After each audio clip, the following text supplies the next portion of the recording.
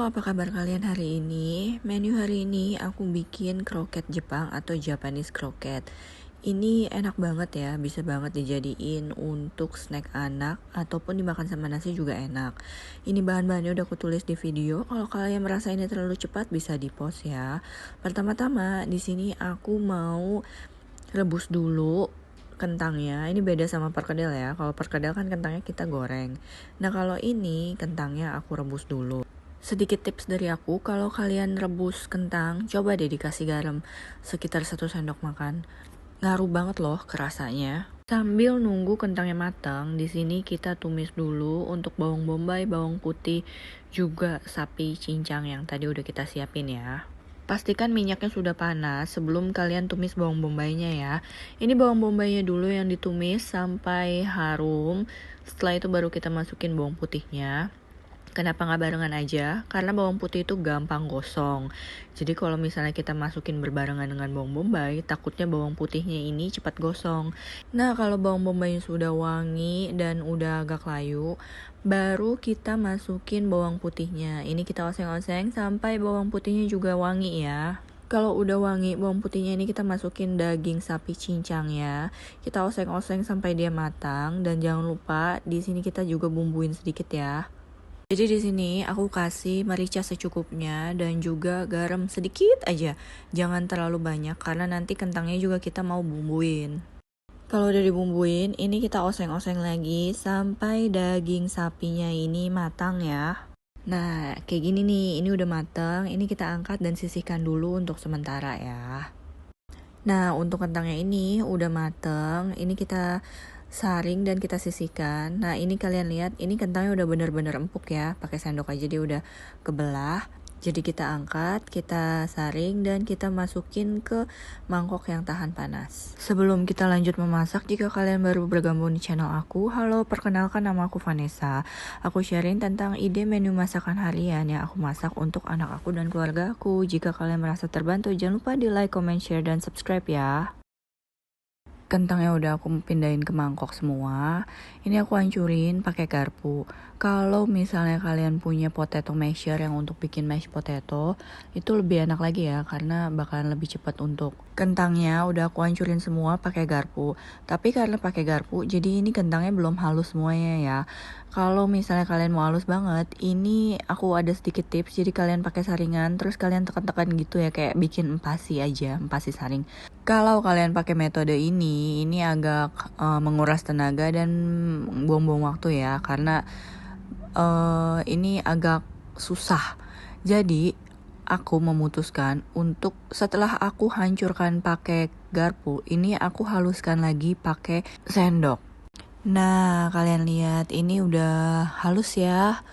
Kentangnya aku hancurin pakai sendok. Atau kalau misalnya kalian ada ulekan juga bisa banget ya. Nah, ini kalau misalnya udah halus kayak gini, ini tinggal dicampur sama daging yang tadi udah kita masak. Setelah itu kita aduk-aduk lagi pakai tangan. Nah, di sini jangan lupa kalian bumbuin lagi. Oh iya, jangan lupa dimasukin biji pala yang udah diparut ya. Setelah itu diaduk-aduk lagi pakai tangan atau pakai sendok juga bisa, tergantung kalian sukanya pakai tangan atau pakai sendok ya. Dan ini aku mau bumbuin pakai setengah sendok makan kaldu bubuk dan garam sekitar 1/3 sendok makan. Dan ini diaduk-aduk lagi ya. Ini untuk garamnya aku kasihnya nggak terlalu banyak. Kenapa? Karena pertama dagingnya itu kan tadi kita udah bumbuin ya pakai sedikit garam juga. Dan juga tadi kentangnya ini kita rebus di air garam. Jadi ini garamnya udah lumayan banyak lah ya. Nah, kalau misalnya kalian ketemu sama potongan-potongan kentangnya masih besar dan belum hancur, ini bisa dipencet aja pakai tangan ya.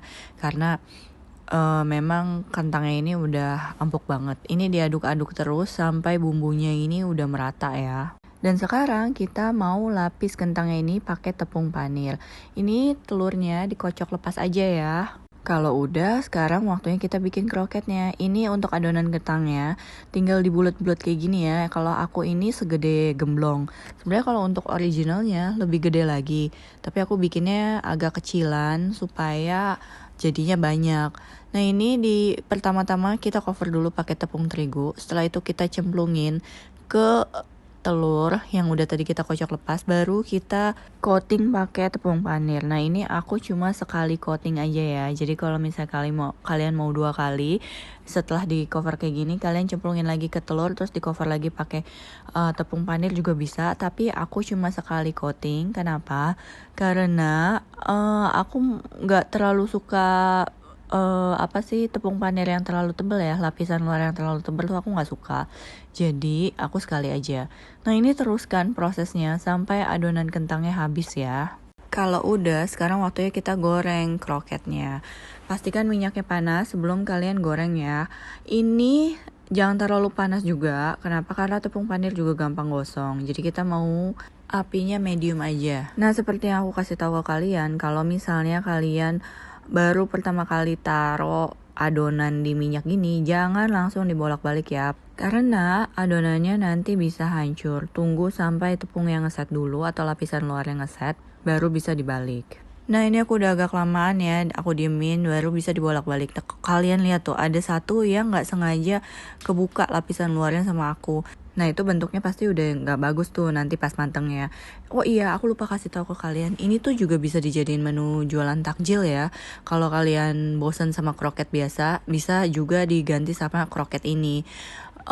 Jadi kalau misalnya kalian mau jualan menu ini untuk takjil, disesuaikan aja besarannya ya, nggak perlu gede-gede, kecil-kecil juga nggak apa-apa.